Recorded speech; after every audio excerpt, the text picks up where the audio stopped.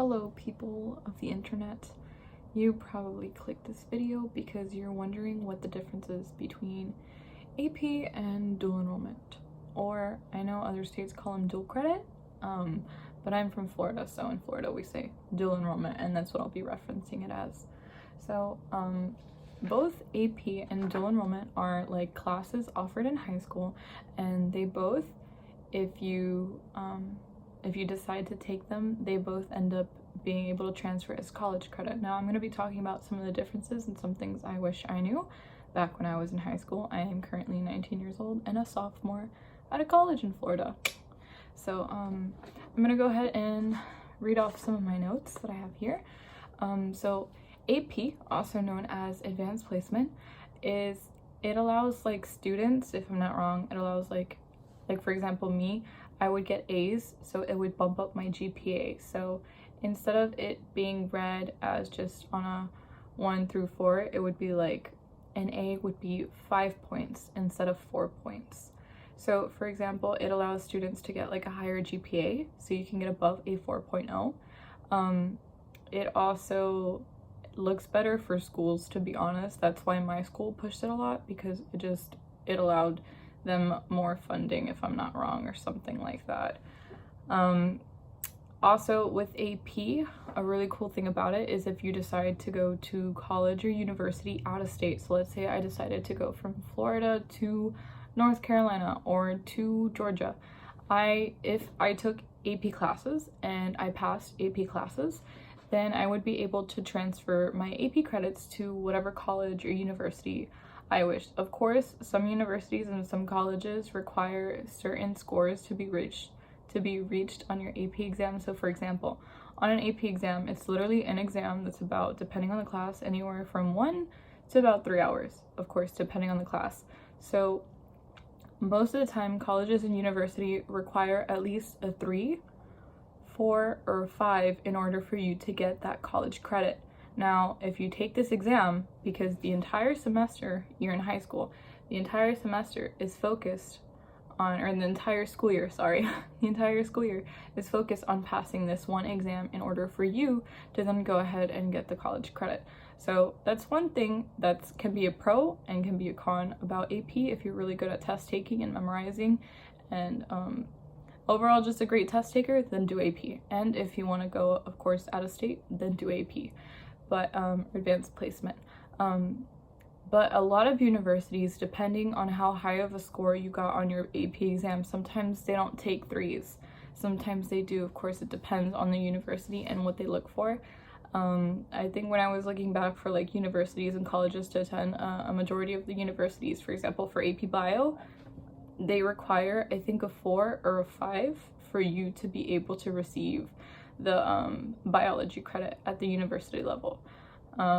So that's something to think about and to definitely research after this video, just to see if AP is good for you. Another thing, talking about AP, and it also can be very like stressful. And if a lot of my friends, for example, had anxiety during the testing, I remember one of my friends was sick and she was like throwing up as we were doing our AP Lang exam, because they give you like breaks in between exams, and we had 2 of them, I think, on the same day, and poor girl was throwing up because her anxiety was so bad. So again, consider that.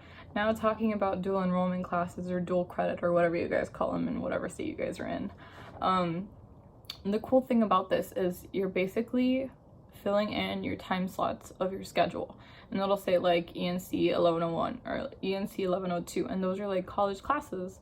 For example, English 1 at the college level. And I recommend dual enrollment and taking these type of classes if you want to get your associates by the time you finish high school, or if you would like to stay within the area, and there's nothing wrong with that. You don't have to go out of state. I didn't go out of state. I didn't want to go out of state. Tuition was way cheaper here in Florida than, I don't know, Wisconsin or something, you know?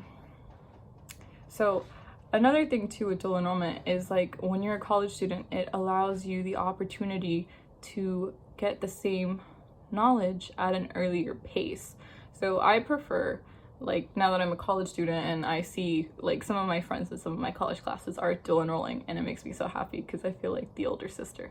But regardless, it's interesting because when, some people just don't like high school. I'm gonna flat out say it. Some people don't like the cliques. Some people, like me, are loners. Some people prefer not to deal with drama. Do dual enrollment. In college, everybody has like their own pace they work at. Everybody, it's more self-reliant. So basically the responsibility goes on you. Your professor, just like a regular college classroom, will have their slides. They'll use Canvas. They'll use whatever they use to put like the information out there, the study guides, the exams. Of course, it depends on what type of class it is, and it's more the responsibility of learning and being able to understand this doesn't fall necessarily on the professor. It falls more on you as a student. So if you don't understand something, it's your responsibility to go to the professor during office hours, to talk to them, and to then go ahead and see what you can do. If the college or university you're dual enrolling, if they offer tutoring, to get tutoring, to like do all this stuff in order to improve your grade. I also feel like AP made me stress out a lot about my grades, whereas like if I was to dual enroll, like right now I'm taking the college classes that some of my friends are dual enrolling in, I just think it would have been way less stress, way more realistic, since I'm staying in state and staying around the same area that I guess I was raised in, Florida. And overall, I just felt like it would have been a way better use of my time, as I'm actually getting like college professors to teach me the information, and I'm in that environment where I'm able to grow and flourish in terms of like what college is actually like, not what AP teachers make it seem like. Because I've had some teachers be like, you can't do this in college. Guess what? We didn't even talk about that in college. Okay, we talked about panda bears. You know what I mean? So it was like super random. Sorry about that. But like super random things that like in college, like no one really gives like two shits about. So sorry for swearing, but it's so true.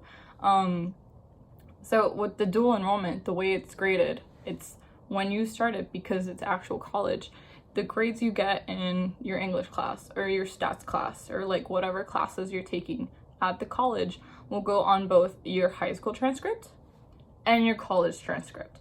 So if this means that you don't think you're able to handle these classes, then don't do this and don't do AP, just stick with honors. But this goes on your high school transcripts, so it's very much, your college transcripts.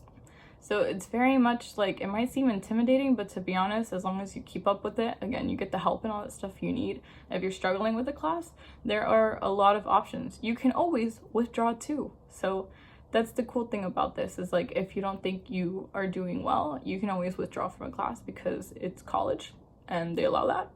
Of course, you would have to talk to your academic advisors and all that stuff first. And the cool thing about this college credit, if you're dual enrolling, is that, of course, just like your regular high school class, there are assignments, there are exams, same thing in college.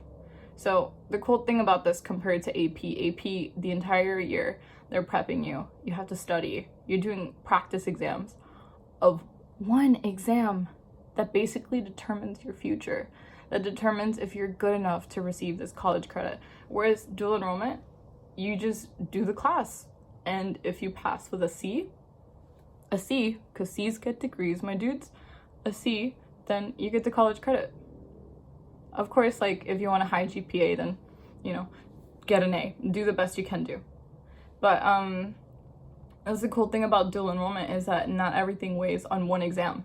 Like, literally in some of my college classes, for example, my biology class that I'm in right now, Core Bio 2, my final exam is only worth 15% of my grade, compared to like what it probably would have been in high school. You know what I mean? So like, I definitely, if you feel like you're mature enough and you can handle it and you just want to get away from your cliques and you actually want to like, get a head start on your future and you don't feel overwhelmed, I recommend doing the dual enrollment credit, because I would have loved to have graduated with my associates by the time I was 18, because then at this age, when I would be 20, I would be applying for medical school. So I would have loved that. I would have thought that would have been super interesting. Also, as a disclaimer, I guess I should say, in the state of Florida, in the state of Florida, I know other states out there probably don't do this, but we are lucky enough to have schools pay for our AP classes and our AP exams. However, if you do fall sick or you end up missing the AP exam, you do have to pay, I think it's $100 because you weren't there. So another thing too that's really cool is for dual enrollment classes, they also pay the fees and stuff, so you don't have to. So I was basically offered both AP and dual enrollment with no cost. The only cost, however, is the study guides, and then if you do dual enrollment, whatever textbooks and stuff they require you to read. But again, you can always find like free textbooks online using like Library Genesis or like Google, or probably just going to the library and looking it up. And sometimes, let me tell you a secret, sometimes in college classes they don't even use textbooks, they just use PowerPoints. So I hope this was able to help at the end of the day, whether you want to do AP, advanced placement, or dual enrollment slash dual credit. It's up to you. And I wish you guys the best, and I hope I was able to help with this information. I hope I wasn't ranting too much for you guys. I just wish I had someone there to talk to me when I was 15 or 16 and I felt like I had, you know, the world sitting on my shoulders trying to decide if I should do AP or if I should do dual enrollment. So I hope I was able to answer some of your questions, and I wish you guys the best. And remember, enjoy life because life is short, and I love you guys.